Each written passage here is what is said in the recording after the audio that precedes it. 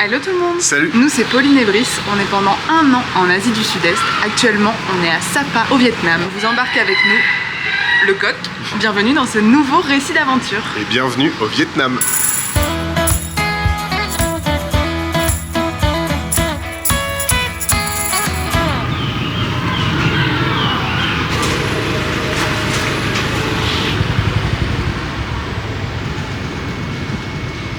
On est donc à Sapa au Vietnam. Là on commence direct dans le vif du sujet. On est arrivé hier vers 3 h du matin. Hier on n'a pas fait grand chose, on était très fatigués. Et là ce matin vous voyez qu'on est un peu plus couvert que d'habitude. Parce que on va monter à 3500 mètres d'altitude. Sur le toit de l'Indochine. Sur le toit de l'Indochine, le plus haut sommet du Vietnam et de l'Indochine qui regroupe Thaïlande, Cambodge, Vietnam, Laos, Birmanie, Malaisie, Singapour, Thaïlande. C'est très montagneux tout autour, des très grands massifs. C'est un petit peu les Alpes vietnamiennes. Et là on va prendre un train, un téléphérique, bref, tout un attirail de choses pour arriver là-haut. On vous embarque avec nous.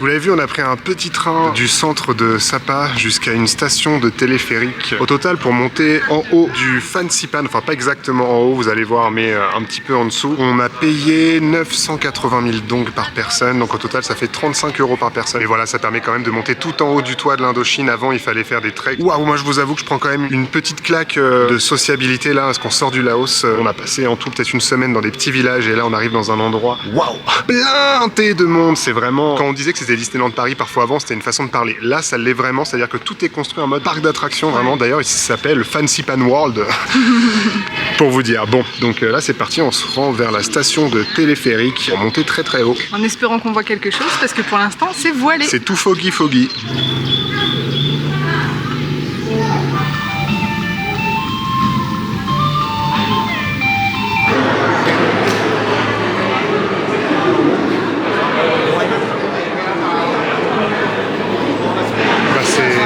Différent du Laos.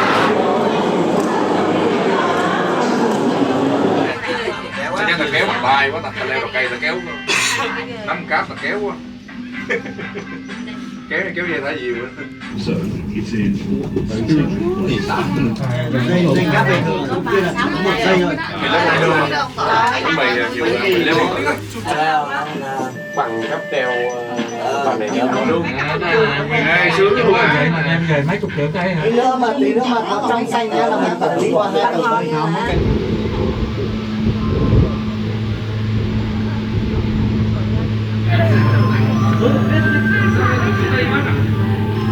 On a pris le téléphérique pendant à peu près une demi-heure et là on est arrivé à peu près 3000 mètres d'altitude. On est presque au sommet, il y a plus de 600 marches à monter avec des temples, etc. pour arriver au sommet du Phan Xipan. Le Phan Xipan, c'est cette montagne qui est la plus haute de toute l'Indochine. On va monter ça, on va prendre notre temps. Et vous pouvez aller directement au sommet avec un autre téléphérique. Vous n'êtes pas obligé de prendre les 600 marches. Du coup, vous ratez les temples et puis bon, bah la balade aussi. Donc Il fait froid, ça fait du bien. Et on a des architectures qu'on n'a jamais vues. Hein. Comme ça, hâte de découvrir tout ça. Carrément.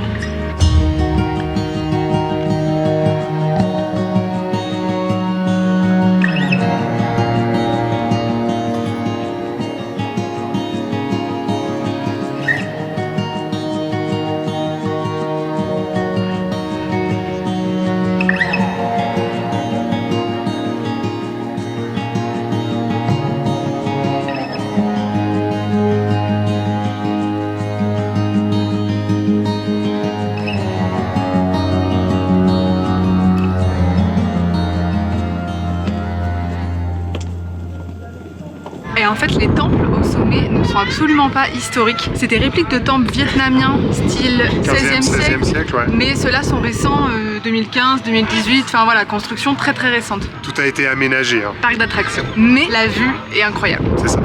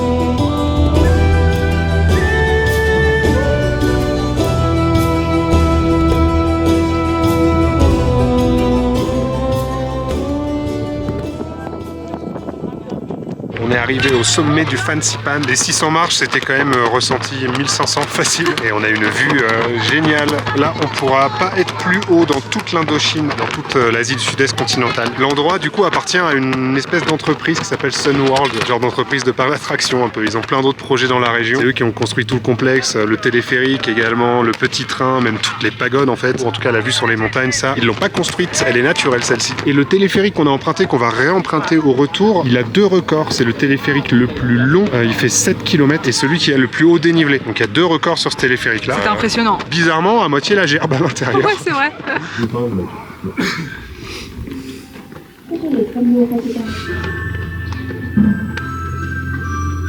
On entame la redescente, c'est très très beau.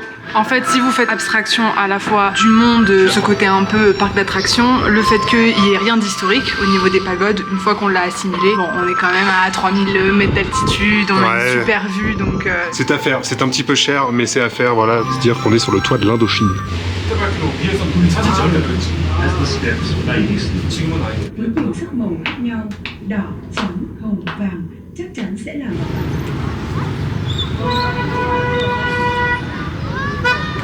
On se retrouve, on est le lendemain matin. J'espère que vous nous entendez bien parce que la circulation à Sapa, c'est digne du Vietnam, hein, clairement. À partir d'aujourd'hui, c'est les vacances scolaires vietnamiennes. Ouais, donc il y a de plus en plus de monde dans la ville. Aujourd'hui, tranquille, on visite un peu la ville. On va voir voilà, l'architecture, tout ça. C'est très parc d'attractions, il n'y a rien d'authentique, mais... Ça fait très Chamonix aussi, il y a des sapins et tout. Ouais, ça fait clairement station de ski en France, quoi. C'est super drôle d'arriver là après le Laos, en tout cas. Donc on va faire un petit tour dans la ville. Ouais.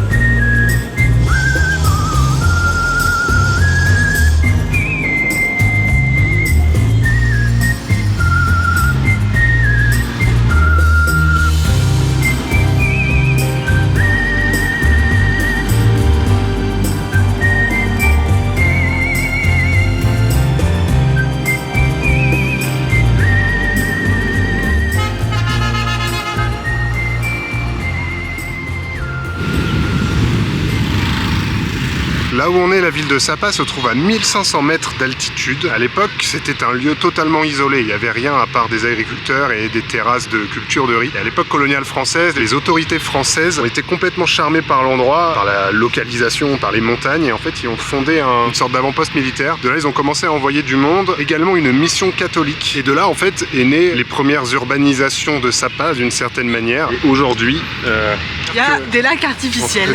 On peut dire qu'il y a des lacs artificiels et que c'est très urbanisé. Et là, juste à côté de moi, il y a une petite dame qui vient essayer de me vendre des choses parce qu'ici, c'est souvent comme ça. On vous en parlera peut-être plus demain, mais il y a des ethnies ici.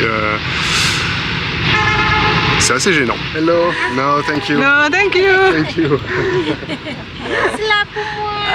No, thank you. L'ethnie majoritaire ici, je crois que c'est les, je sais pas trop comment on dit, les Hmong noirs. Donc ils vivent principalement dans les vallées, mais aujourd'hui, dans la ville de Sapa, comme vous l'avez vu, en fait, ils parcourent la ville pour essayer de vendre des choses. C'est vrai que quand on marche, on se fait alpaguer, Ouais. je dirais, toutes les, allez, 3-4 minutes. Oui, ils sont gentils. Ils sont extrêmement gentils, mais ils tiennent quoi. Ouais, voilà. Et aujourd'hui, c'est devenu quelque chose d'archi touristique. Les ethnies sont, il y a des villages d'ethnies qu'on peut visiter, mais il n'y a rien d'authentique du tout. Ou alors il faut aller peut-être plus loin. Mais les premiers villages, c'est vraiment quelque chose de touristique. Aujourd'hui, Sapa et toute sa région, donc en montagne et au niveau des rizières, c'est extrêmement connu des touristes pour le trekking.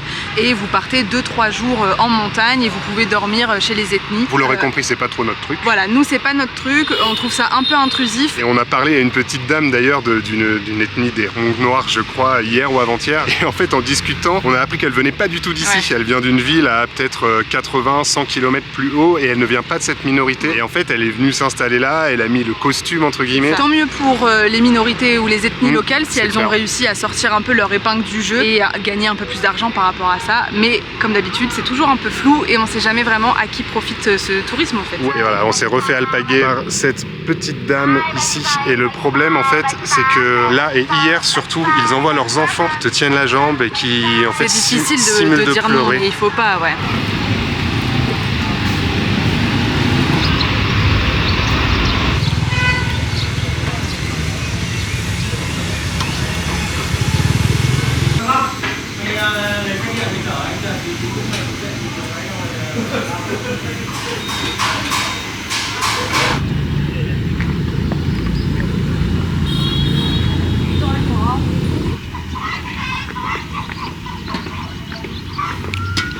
Aujourd'hui, on va visiter un petit village à 35-40 minutes de marche de Sapa. Rien d'authentique dans ce village, vous l'aurez compris. Mais on avait envie de marcher un petit peu. Encore une fois, le temps est très brumeux depuis qu'on est arrivé à Sapa. Ça risque de se dégager un petit peu dans la journée. Le village où on va s'appelle le 4-4 Village. Extrêmement touristique, on est préparé. Donc on s'est mis dans un mood chill pour y aller. Thôi về, thôi đây, thôi về bên này này.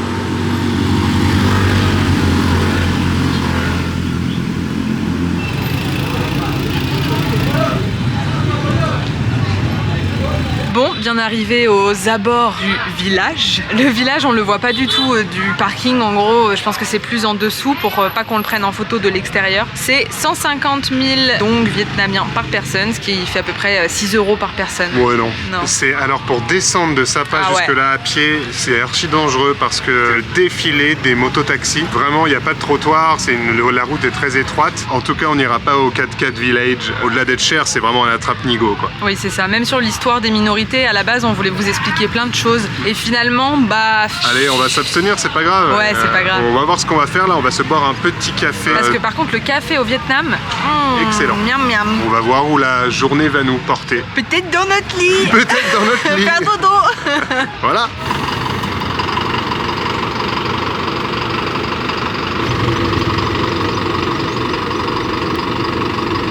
Ce matin, direction la vallée de Sapa. Petit bolide loué comme à l'accoutumée. Vraiment pas cher au Vietnam. La location de scooter, c'est en général autour de 4 €. 4 la journée. Et l'essence, là, nous, on a fait le plein pour moins de 2 €. Voilà. Et on a de la chance, c'est un peu plus dégagé que les autres jours. Normalement, on va croiser des villages sur le chemin, les rizières, etc. On se perd loin de la foule et loin de la ville. On vous embarque.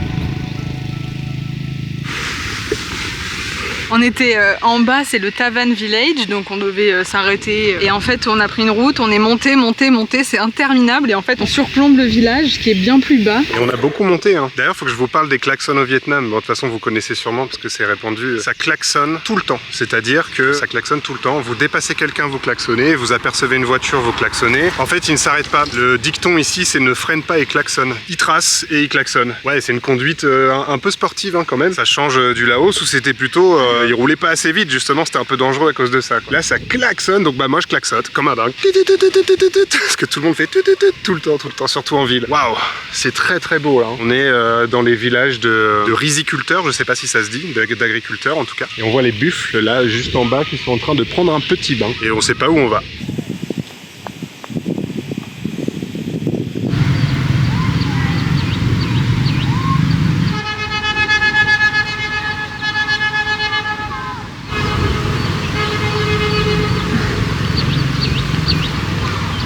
On vient d'arriver aux abords du village de Lao Chai. C'est le premier village accessible à partir de Sapa. Le meilleur tip, c'est de prendre un scoot et de faire vous-même, de vous perdre, d'aller où vous avez envie d'aller. Parce que là, depuis tout à l'heure, le trek qu'on a essayé de nous vendre, le premier, le plus facile de 10 km, en fait, la route, c'est blindé de groupes. Et du coup, vous pouvez pas faire ce que vous voulez. Vous avez un sentier obligatoire et avec des horaires à respecter, vous pouvez pas vous poser. Les groupes qui arrivent par groupe de 50, c'est un truc de Ça fou. n'arrête pas depuis tout à l'heure. Ouais, et du coup, t'es un peu choqué parce que tu pars de Sapa, t'as quand même une bonne marche pour arriver dans un truc comme Sapa, en fait, blindé. Sachant que la route, c'est pas du tout du trek dans la forêt ou quoi, c'est vraiment vous marchez sur la route. Si vous louez un scoot, vous êtes indépendant. Et tu peux te perdre où tu veux, donc c'est trop cool.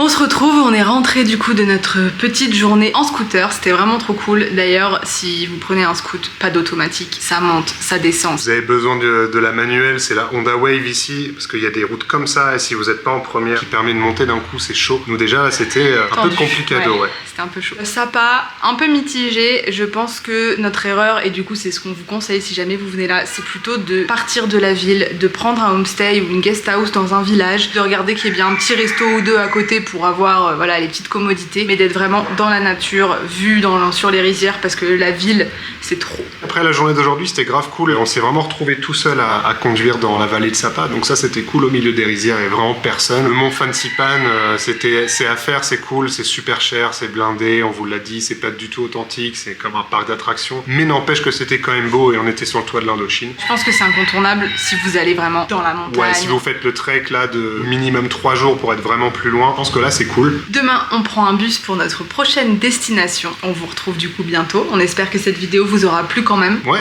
c'était peut-être un petit peu décousu parce qu'on a fait des trucs un peu tous les jours, mais pas beaucoup. Donc je sais pas ce que ça va donner au montage, on verra. En tout cas, comme d'hab, on vous affiche le petit Instagram ici si vous voulez nous suivre un peu plus en temps réel. Et voilà, c'était la première vidéo au Vietnam, la première d'une normalement longue série. Si la vidéo vous a plu, n'hésitez pas à liker, à laisser un commentaire et à vous abonner si c'est pas encore fait. Et on vous retrouve bientôt. Salut! Bisous!